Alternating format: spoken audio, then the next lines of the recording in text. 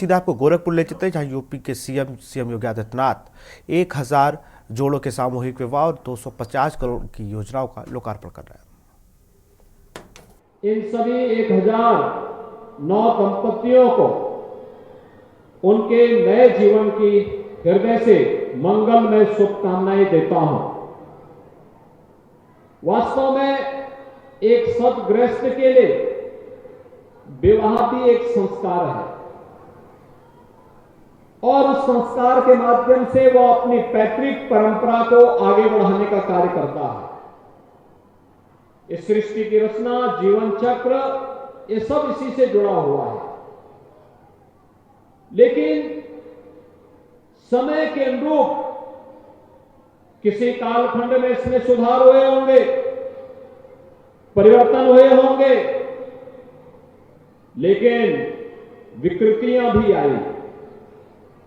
कहीं पे बहु विवाह की आई, कहीं पे बाल विवाह की आई, कभी दहेज प्रथा की आई, तलाक जैसी कुप्रथाएं आई। यानी ये जितनी भी कुप्रथाएं थी, ये आधी आबादी की विरोधी थी, महिला विरोधी थी, बेटी विरोधी थी। और इसीलिए इन कुप्रथाओं से बचने के लिए लोगों ने बेटी ही न बेटी हो ही ना, इस पर भी इस प्रकार के तमाम कुत्सित प्रयास होने लगे। याद करिए, मोदी जी जब 2014 में प्रधानमंत्री बने तो उन्होंने बेटी बचाओ बेटी पढ़ाओ का एक अभियान चलाया। बेटी बचेगी तभी पढ़ेगी, और जब पढ़ेगी तभी बड़ी होगी और फिर अपना योगदान देश के लिए, समाज के लिए दे पाएगी। तब परंपराएं आगे बढ़ पाएंगी। और कहते भी है ना कि एक बेटी एक परिवार का ही नहीं, केवल अपने लिए नहीं, पूरे परिवार की और पूरे खानदान को आगे बढ़ाने का काम करती है। और यह कार्य बेटी बचाओ बेटी पढ़ाओ के कार्यक्रम के माध्यम से आगे बढ़ा। आगे बढ़ाने के साथ तमाम प्रकार की योजनाएं आई। 2017 में जब मुख्यमंत्री बना था, जब मेरे सामने समस्या आई थी कि बेटी को बचाने के लिए हमें क्या प्रयास करने चाहिए, पहला कार्यक्रम हमने लिखाया था कन्या सुमंगला योजना की। मुख्यमंत्री कन्या सुमंगला योजना, बेटी के जन्म लेने से लेकर के स्नातक तक की पढ़ाई के लिए सरकार उसको सहयोग करेगी, निःशुल्क शिक्षा के साथ साथ आर्थिक सहयोग दे। और मुझे बताते हुए प्रसन्नता है, अब तक 17 लाख से अधिक बेटियों को हम लोग पैसा उपलब्ध करवा चुके हैं। 15,000 रुपए हर बेटी के हिसाब से पैसा जा रहा है। अब अप्रैल से यही राशि 25,000 हो जाएगी। इसलिए एक कार्य तो बेटी के लिए ये पैकेज, और दूसरा मुख्यमंत्री सामूहिक विवाह योजना। मुख्यमंत्री सामूहिक विवाह योजना के अंतर्गत सरकार के स्तर पर जो प्रयास प्रारंभ हुआ है, इस प्रयास के क्रम में अब तक 3 लाख से अधिक बेटियों की शादी हम संपन्न कर चुके हैं। और उस क्रम में आज मुझे प्रसन्नता है कि गोरखपुर में भी बसंत पंचमी के इस पावन पर्व पर ये मां ज्ञान के अधिष्ठात्री देवी सरस्वती के पूजन का दिवस है। अगर बुद्धि है तो विवेक है, और विवेक है तो सारे कार्य अपने आप ही ठीक होते हुए जाते हैं। सारे कार्य अपने आप, मां सरस्वती की कृपा होती है तो कुछ भी प्राप्त हो सकता है और कुछ भी असंभव नहीं। लेकिन जब मां सरस्वती कुपित होती है तो कुंभकर्ण को भी सिंहासन की बजाय निद्रासन मिल जाता है। तो वही स्थिति है।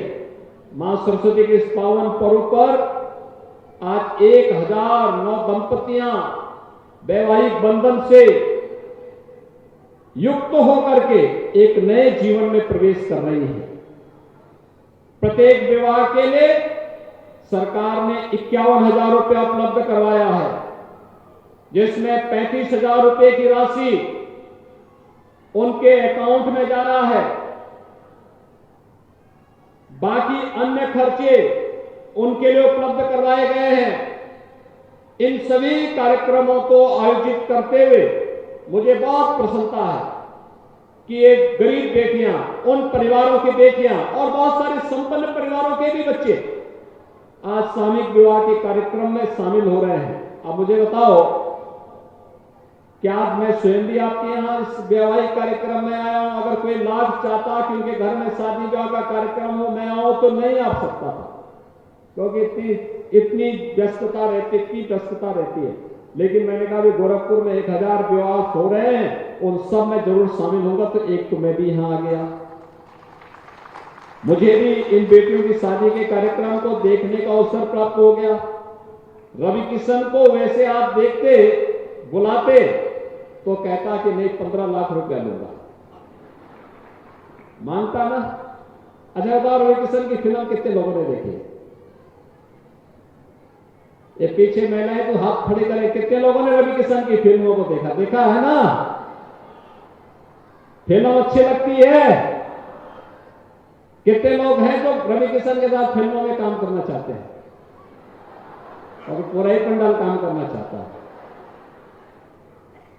अच्छा बताओ, क्या रवि किशन फिल्म में फ्री, अगर वैसे आते किसी के ब्याह में, तो क्या फ्री में गाते क्या? आप देखो, फ्री में भी गाया उन्होंने 2 गाना। तो आम के आम और गुठली के दाम, सरकार की योजना भी सफल हो गई। सांसद आपके विवाह में शामिल भी हो गए और आपको फ्री में उनका गाना भी सुनने को मिल गया। मैंने कहा भाषण मत दो, भाषण तो बहुत लोग हैं देने वाले, वहां गाना गाओ लोगों के लिए, लोग वही पसंद करते हैं। और आपने पसंद किया, मुझे बहुत अच्छा लगा।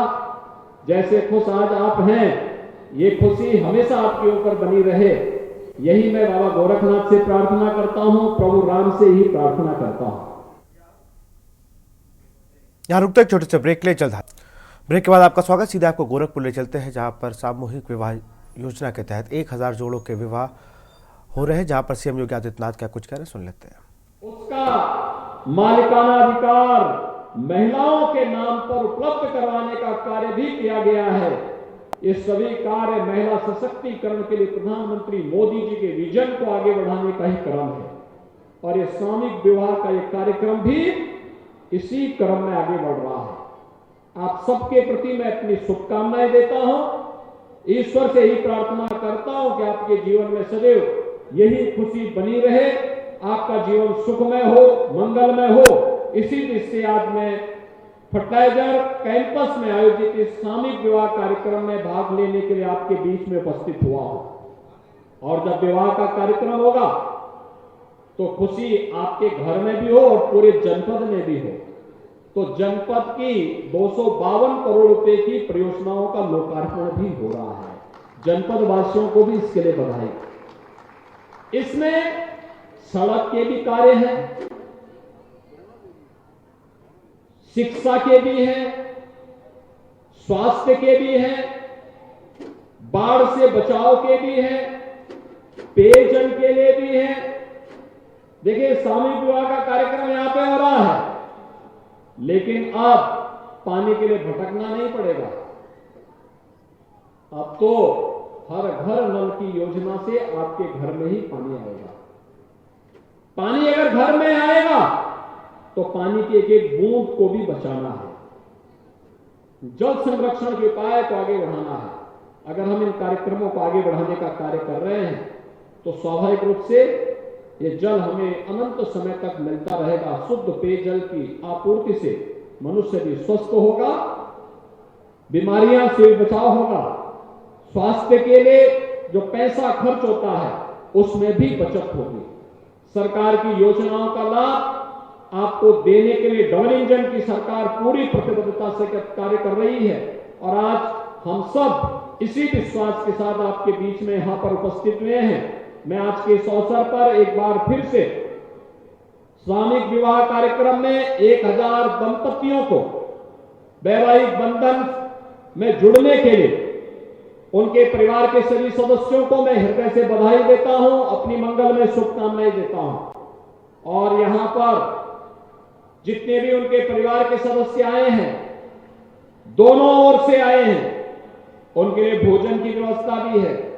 वे लोग भोजन पा करके जाएंगे, नातेदार रिश्तेदारों को भोजन पवा करके जाएंगे और फिर प्रशासन उन्हें सकुशल उनके घरों तक पहुंचाने की व्यवस्था भी करेगा। वे आराम से यहां से जाएंगे, अपने सभी कार्यक्रमों को अपनी अपनी परंपरा के अनुसार यहां पर संपन्न करते हुए आप आगे बढ़ेंगे। और यह वैवाहिक बंधन का कार्यक्रम आप लोगों के लिए इसलिए महत्वपूर्ण है। देखो, 500 वर्षों के बाद प्रभु रामलला अपने भव्य मंदिर में फिर से विराजमान हुए हैं, तो इस बार तो भगवान राम का और भी बड़ा आशीर्वाद आप सबके ऊपर बना हुआ है। तो ये कार्यक्रम हमारा अनवरत आगे बढ़ते रहना चाहिए। इस विश्वास के साथ आप सबको मैं हृदय से बधाई और शुभकामनाएं देते हुए अपनी वाणी को यहीं पे विराम देता हूं।